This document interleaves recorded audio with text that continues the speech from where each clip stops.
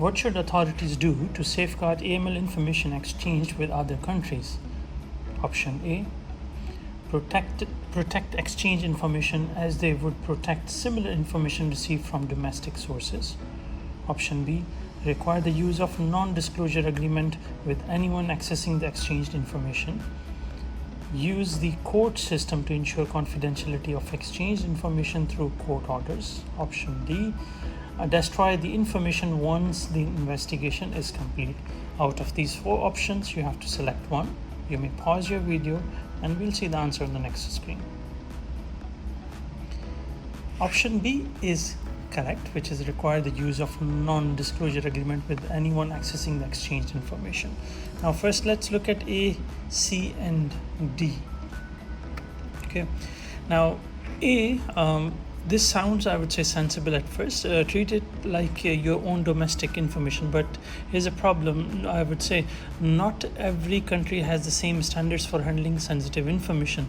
So what's considered adequate protection in one country might be completely insufficient in another. So saying treat it like your own doesn't actually guarantee a high enough level of protection when the standards differ so much across jurisdictions. So that's why A is wrong. Let's see why C is wrong. So getting a court order every time you share AML information between countries, that's not practical. Court handle disputes and legal proceedings. They are not set up to manage the day-to-day confidentiality of information flowing between FIUs across borders.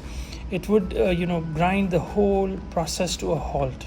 Okay, now let's look at option D. Destroying the information after the investigation sounds tidy, but it's actually a problem.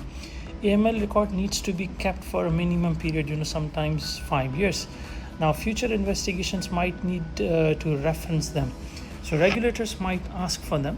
Destroying them early removes that ability completely and put that institution at a risk of a record keeping violation. Coming back to option B, which is correct, think about it, I would say this way. When a country shares sensitive AML information with another country, they are trusting that it won't end up in the wrong hands.